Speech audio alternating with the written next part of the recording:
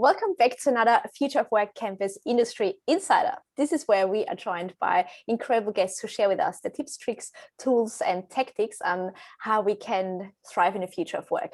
And today's guest has stood out for me since day dot with his online presence and his incredible video skills. Joeri Schilders is our guest and also our industry insider for the months of May, where we talk all about, metaphorically speaking, storytelling through analogies and metaphors, because as we know, it's so much harder these days to stand out from the crowd and to get people's buy-in because our attention spans are shorter than ever before. So I'm really looking forward to these conversations. But before we get into it, Joeri, can you tell us a little bit, who are you, what are you doing, and how did you get to where you're now? Well, thank you for having me, first of all. I'm excited, and I'm even more excited about speaking about metaphorically speaking, where we talk about metaphors and analogies. I'm excited as my cat after giving him cat treats. See, there was a metaphor. My name is Joeri. I am Dutch. I have a Russian name. I live in Singapore. Before Singapore, I lived in China. So I've lived in Asia more than half my life. And I run an innovation agency called The Magic Sauce, where we facilitate innovation projects, typically for big clients. And a couple of years ago, I realized that a lot of the stuff that we were sharing, the stories we were sharing, which used to be like paid speaking gigs, I didn't think that was the future anymore. I don't think that companies should spend tens of thousands of dollars of bringing in speakers, where now with the click of a button, you can find anybody online. I can log in and see what Petra is doing. I can watch talks of Gary Vee or other inspirational people around the world. And that's when I started creating video content. So all my video content is around how to engage, how do you build ideas, how do you test your ideas, and how do you connect with the audience around you. And that's where most of my time goes. So a lot of video making, storytelling online. And this hit the head on its the nail on its head straight away, especially last year when the world has gone online.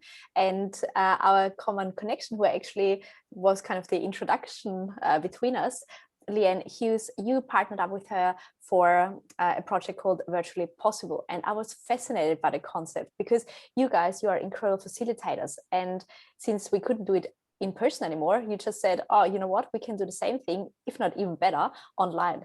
And this was just the beginning of a new era, I would say. So what would you say in the last 12 months especially has changed for you and also in the world in terms of communication, facilitation, presentation? What's new now? What is new? Of course, well, the obvious is everybody's working online. Everybody is struggling to connect with people the same way they did in a physical space. There's many more tools out there. There's tools coming out every day to help us, I guess, facilitate and have better conversations, which I think is awesome. I think we're still missing a lot of the really basic things. I think what's happened is some people may have taken the same content, which may not have been that engaging in a physical setting, and have just now put a camera on them. Well, it doesn't quite work that way. So part of what Leanne and I did with Virtually Possible, which is all about how do you facilitate. So our target audience is facilitators, trainers, coaches, and consultants. A lot of the focus was around reframing the way we think. So taking exactly what works in the physical space might not work in an online space. And I noticed, for instance, through video making, through YouTubing. So I've been on YouTube for a couple of years now, got a really fast growing channel. And what I've noticed is when I used to do public speaking before, let's say you have somebody in a room for 45 minutes, they paid tickets to come to some event. You kind of have them hostage. They can't really leave. It's a bit impolite, right? So imagine that you're speaking, Petra, and I'm on the first row. I'm just kind of going to sit through this. I'm not just going to walk up in the middle of your talk and walk away. But online, everybody does. You can, because you might not see me and I can click away and I can play with my phone, or I can go pour myself a cup of tea or whatever it is. And because of that, I realized people have not only a shorter attention span, you just need to communicate in a different way. There needs to be much more attention grabbing content there. I think you need to be able to keep people's attention. If you can keep somebody's attention on a YouTube video for 2.5 minutes, that's already an accomplishment, just so you know. Most people click away after about 7 seconds. So we combined all these things which we saw from people on YouTube, people on social media, and we combine that with how do you then facilitate a better conversation around strategy, around innovation, around supply chain management, whatever the content is. And I think that's where the real change has been. I think the ones who've really been able to reframe and rethink the rules around meetings, trainings, clinics, workshops, webinars, those are the ones that I think have done quite well. I think a lot of other people have really struggled with that and have felt the overwhelm. So we're just at the beginning. I know people are going back to the office. I don't think the future is everybody working from home, but why not for many people? I've been working from home for 10 years. I love it. And for a lot of people like me, who've been working from home, this wasn't that new. And I think we're a little bit better prepared for it. So I think that's where the exciting part is. I think we're just beginning. We're just figuring out how all this works. We're going to get better tools, better platforms, better skills, and better examples to create better conversations, whether that's online or offline. And I love that you said we need to reframe how we actually have those conversations, because yes, we may go back to a physical work environment, but at the same time, companies are also building more and more global teams, which means that not everyone sits next to you. So having those virtual conversations and a digital presence is not something that you can have in a luxury anymore. It's a must-have. At the same time, it's also the closest that comes to a personal interaction. And this in the end is what builds relationships and builds trust. So you've taken that completely to another level, which is so good to see. And you also came up with some tools that you included, and you keep people's attention. And even though we're talking about an online environment, and you again spot on with online, we can just leave. Offline, we can't necessarily do it, but we are distracted by so much noise out there, and there's everyone these days is a publisher. So what would you say, what does it take for us to keep somebody's attention, maybe not even for 2 minutes, but maybe for 1 minute to start with? What do we need to do? They're really cliche, but I'm going to repeat them anyway, because I've struggled with this for many years. And I think a lot of people are still struggling with this. The first one is, and again, this is not rocket science. Who are you targeting? It's, if you're going to go online, a lot of people say, well, there's why should I go on YouTube or LinkedIn? It's so saturated. True. It's also saturated with a lot of mediocre content that is just blasting everybody rather than having some kind of focus. So the easiest thing, again, it's easier said than done, of course, but it's finding an audience. Like, who are you talking to? So one way to engage people is to figure out who you are talking to. Because if I use the same way of communication with my Australian neighbor here, who I think is about 35 years old, so he looks like a rugby guy, versus Chinese grandma on the other side and that little kid playing over there, I'm probably going to need to have different communication, because to engage them might take something different. So the first thing is absolutely finding out who your audience is, and then finding out what they're all about. Too many people want to be for everybody, and it's probably the biggest mistake, because if you're for everybody, you're for nobody. That's like standing on the middle of the street and going, "Hey," nobody's going to look up for that unless I talk says, "Oh, hey there, you girl there with the black shirt that says, 'Oh, hey there' on it," and you go, "Oh, me? Now I'm talking to you." And once I then engage in a conversation with you, I can figure out what you're about. Then you can find out how can I help you? How can I help you get further? And then the second one is, and again, this is not new. This is not me. I think this is Zig Ziglar. You give enough people what they want and you'll get what you want. It's not about you. One of my biggest mistakes in the beginning was I would waffle on too much about why, because I didn't think I had the credibility. So I would start off with saying, "Hi, my name is Joeri and I'm really interesting and I'm doing interesting innovation things and it's really interesting." Nobody cares. Nobody cares. Give them what they want. Give them something either educational, either you solve a problem for them or you entertain them. There's only two reasons why people go online. They either want to be entertained or they want to solve a problem. So give them that. So those are kind of the really rudimentary things, but still I see so few people doing that. Everybody thinks that having 100,000 subscribers or 10,000 views on your post on LinkedIn is going to matter.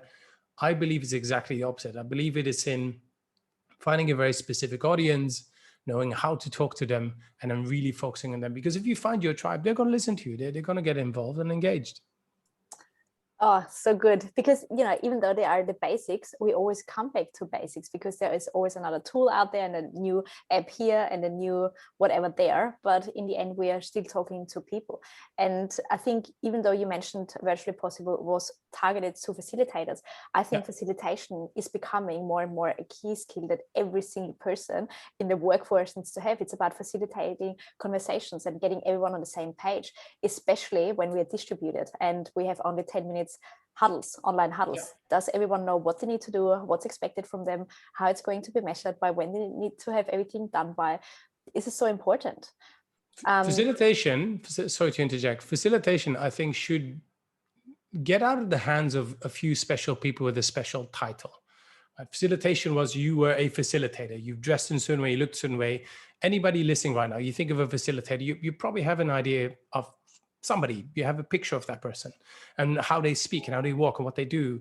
And that needs to change, because that's often a very narrow view.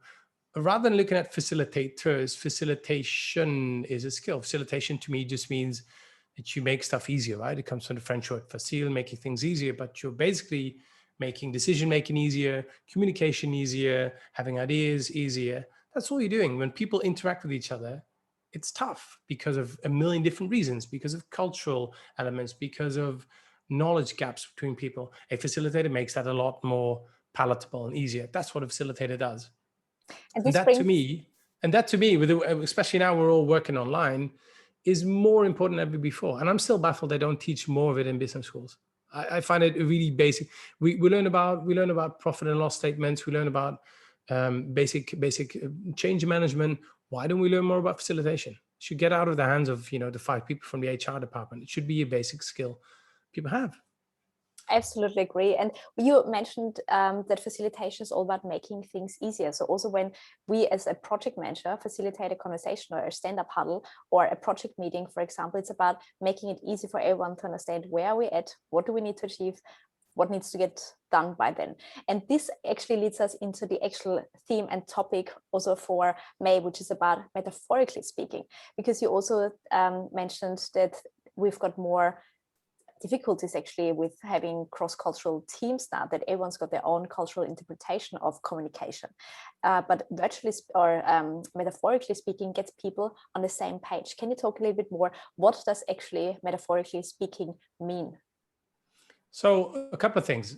Metaphors, analogies, and stories, whether that's a joke or whether that's an anecdote or something, as far as I know, it just helps people remember things easier. So if you want to give people information, you can give them loose details, loose facts, or you can package that into a story or into an analogy. Like when you look at a painting, you can look at a painting and see an entire story just from one glance at a painting. That's kind of what a metaphor can do as well. Now, whether a metaphor is referring to whatever, a movie title, it's a bit like this. That's usually what I say. What is this project like a bit? It just helps make that information easier to understand. And often through cultures, it becomes easier to understand what's going on or to understand the problem if you use a metaphor or maybe even a visual or an analogy, because that's when people know, it just draws it closer to people. And anybody who's a decent storyteller will probably use lots of metaphors and lots of analogies. A friend of mine has this theory, says that whenever people start speaking in metaphors and analogies, there's a lot more emotion involved. So that there's something emotional. Think about when you talk about something, if you come back from work and you describe your work as, some hellhole or a political minefield, which is a metaphor. Yeah, you're comparing. There are no mines in the office. I hope not, at least. But if you say that your workplace is a minefield, well, you're probably going to feel that way. You're probably going to feel that you can't walk around freely and you have to watch out everywhere. Or if you say, my workplace feels like going for coffee with my friends. Cool. You're going to feel very differently about that. So just by using a different analogy, we can describe things in different ways. And anybody who's a decent storyteller just knows how to do that, because metaphors and analogies grab us on the emotional side of things. We can connect with it better. And often it transcends into different cultures, unless you're using a reference, which nobody understands. Yes, it's a good point that we are painting pictures for others because they can't necessarily see or experience it in a way that we can do. But when we say, so how what it feels like going on the beach and feeling the sand between your feet, it's like, oh my God, of course I do. And as you said, it's then the emotions, and this is what makes stories stick and memorable. And this is why storytelling is becoming more and more important to stand out, because no one can compete with your story. But having said that, please. You also said before, it's easier said than done. Talking about storytelling, is there any tips that we can incorporate to become better storytellers for ourselves, or to get people on the same page for our project meetings, for example? Sure. So one thing I like to use is it's reframing. It's looking at anything. Let's say that you want to, let's say you have a meeting and you want to pitch an idea. You have an idea of how to make that project better, whatever it is. look at either the project or your solution or the people or the situation and just ask yourself, what's this like a bit? What's this like? Is this a bit like a film I've seen before? Is this a scene from something? Is there a song that represents what's going on now? Is there a visual? Is there a picture that this reminds me of? What is this like a little bit?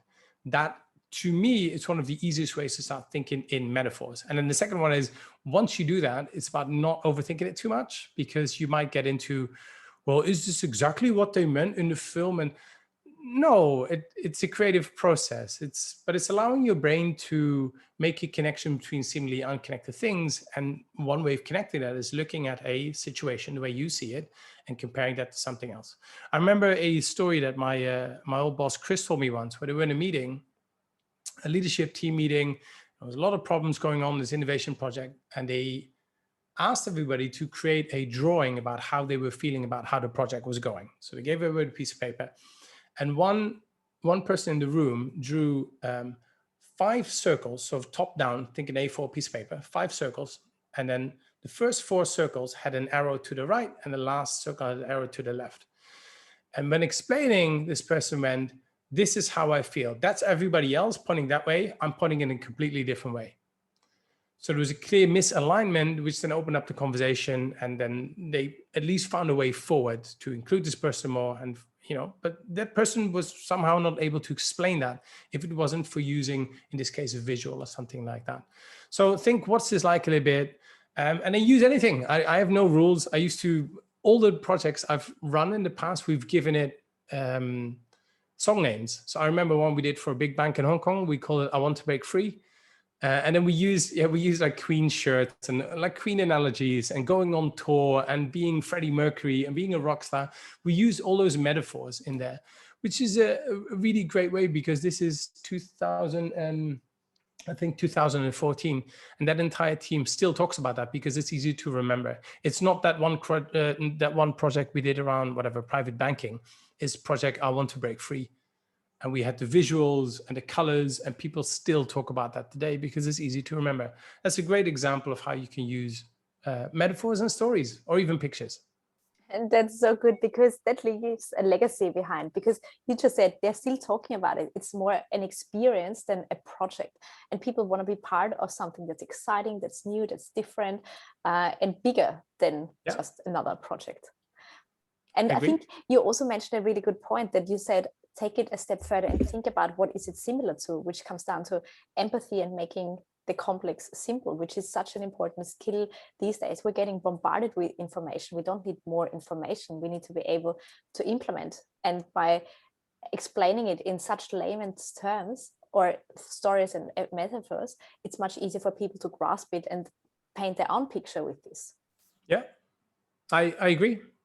So a great analogy on that one is, so in 2020, 2019, 2020, I used to get called a lot for innovation projects. And one of the big mistakes which I made, because I did so many projects, I didn't spend a lot of time on networking. So people would always call me because I was here in Asia. It was an exciting area of the world. It's 2008, 2009. It's at the high. Everybody needs something different. The spreadsheet consultants are not going to cut it anymore. We need something drastically different. So it was the right time, right place.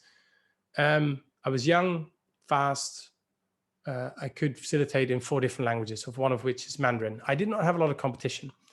And what happened was, because I was so busy doing the work, and a lot of your listeners can probably relate to this, sometimes we get so busy doing the work, we forget about the business side of things, or we forget the network, and then we come off this high of doing lots of work, and it's like, oh, where's the next projects? Where are the next projects going to come from? And I compared it. I said, it's a bit like being it's a bit like being a Hollywood star in the 80s who was really big and then all of a sudden disappeared a bit, and then makes a comeback later on through a Quentin Tarantino film. That to me is an interesting metaphor which I used before, and all about reinventing myself and getting out there. So it's as simple as that. It's as simple as looking at any situation and going, what's this like a bit? What song am I thinking of? If I were to draw a picture that depicts this, what would it be? And let your mind wander a bit. Again, there is no one right way. But if you look at anybody who's a comedian, any storytellers, they will use metaphors a lot. metaphors and analogies a lot to help tell that story. So it makes it easier for you to remember and you create a better experience. And I think this is also why memes are so popular, because it's so freaking funny and relatable. It's like, oh my God, Yeah. the wobbling penguin who falls over on the iceberg on a Monday morning, this is totally me. And, we just remember that forever. Yes. And that also brings some personality in, because we don't need to be all very stiff, very professional, the 3 how-tos and the 1 mistake to avoid. People are over it. I think so. I think we talk about authenticity, but interestingly, with as much as we talk about authenticity, I still don't see a lot of it. People want to be authentic, but only in that one specific way. So they try to kind of not show the other parts. And I think by being authentic is by being a bit more vulnerable. And I know people talk about it, but I think it's a good way to practice, because the more people do it, the better, the more used we're going to get to it. And I think that will create less stress for people. I think that will open up people a bit more to new opportunities. So just being yourself and kind of allowing yourself to shine a bit more, I think will definitely be a step forward for the entire world. It sure is. But, fear of rejection is still the biggest obstacle why people don't put themselves out there, because they don't want to be seen as, not capable, or they make a mistake here, or they're not perfect, because they are comparing their chapter 1 to somebody else's chapter 20 who's been doing it for 10 years and so forth. But this is the only way to stand out. And also you said practice, practice, practice. Now, is there any exercise, and obviously we're going a lot more in depth in the workshop, how we can actually practice it, but is there any tip, trick or tool exercise that you could recommend anyone to just get their creative juices flowing and start the storytelling part? Improv acting. Improv acting. I have a new video coming out next week with a lovely guy called David Pullen, and we talk about improv acting. And improv acting is not really seen in a business sense, but it is one of the most ultimate workouts for the brain. Because what is improv acting? Improv acting is the ultimate yes and, is the ultimate let's build on what is there and let's see where the story goes. Letting go of any kind of outcome that you need to have control over where the story is going to go. You start a story, I build on it, and we see where the story goes. You learn to play with whatever comes at you and use that in a way rather than dismissing or judging it. To me, it's the ultimate thing. It's scary. It's a little bit weird. It's super creative, but I think it is an ultimate skill for anybody to learn. I used to do little improv acting exercises, particularly with really senior leadership. And senior leaders would often be snickering and laughing while we were doing this. And because I'm very Dutch and very direct, I remember telling a group, I said, you're laughing because you can't do it. The only reason you're mocking it and you're, as Australians say, taking a piss, is because you can't do it, right? So the way to now deal with it is just to mock it and kind of have a jolly. But it's hard. It requires your brain to be more flexible. It requires it to make connections. Those analogies and metaphors, that's exactly what that is. It's allowing their brain to go a bit further than that little box and say, what else is out there that I can use as inspiration? So improv acting is something that you can practice. You can join a school, but it's just something that, whatever, I do this with my girlfriend or something. I do this with friends all the time. And a fun little improv acting, by the way, is PowerPoint karaoke. If you have not seen PowerPoint karaoke, do you know what that is? It is so much fun. PowerPoint karaoke. Imagine that I prepare 6 slides for you. You don't know what's on the slides, and you prepare 6 for me. No rules, right? You prepare 6 slides for me. We get up in front of an audience and we turn on the slides, and whatever's on there, I need to talk around that. Right? So I don't know what's in the slides, so I'm going to talk through a presentation. It's called PowerPoint karaoke. It is hilarious. Best enjoy with a glass of wine or with a beer with your friends, but it is a great way to practice improv acting.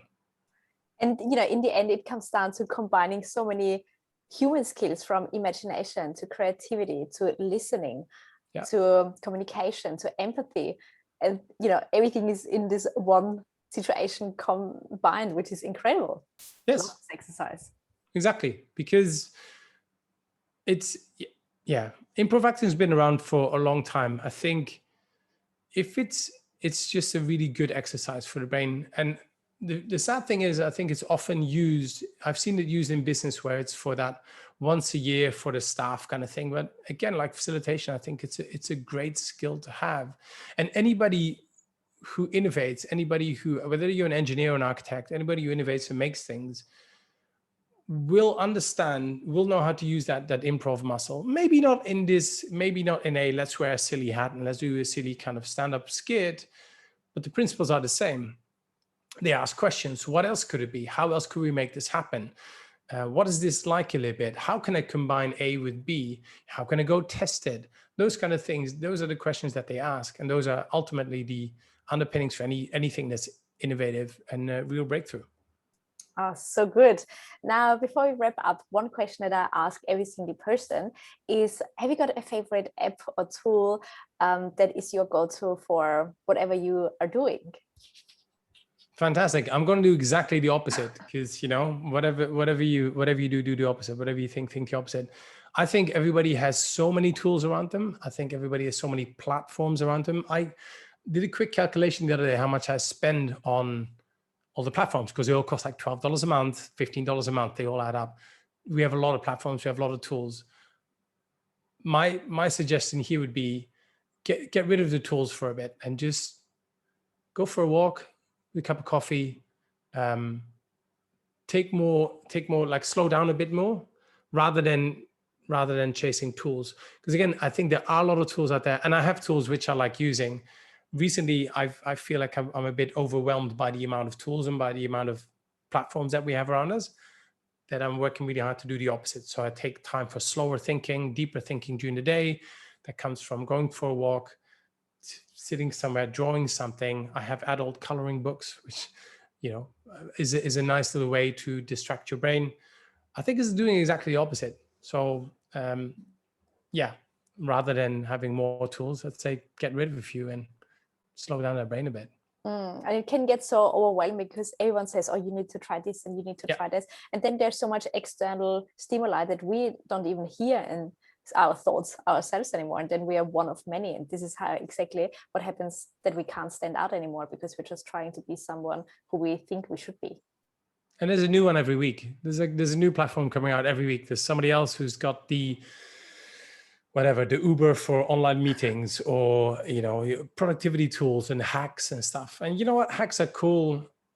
You know, let's not forget about really basic things. I think a lot of goodness for the soul, for the business, for the wallet, for your customers comes from slower thinking, from just not grabbing the tools all the time and just taking a step back, slowing down that thinking a bit. I think that's probably a good idea for people moving forward.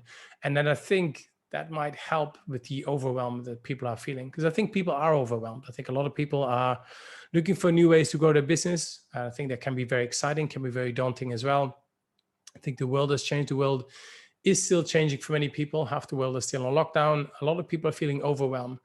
And maybe the tendency is to find more and better ways to hack and to cut corners and to be more productive, which, you know, if, you know, good for you. Like if that works, I think that sometimes adds to the overwhelm. So I'm getting rid of a couple of things and getting rid of a couple of decisions, getting rid of a couple of activities to give myself more time to think a bit bigger, in metaphors or not, but to allow that creative brain to work a bit and to think deeper for a better future. Very deep. Yes, very deep. And I'm looking forward to cover this topic even more so on the 11th of May in our workshop. Metaphorically speaking, yeah. Yes.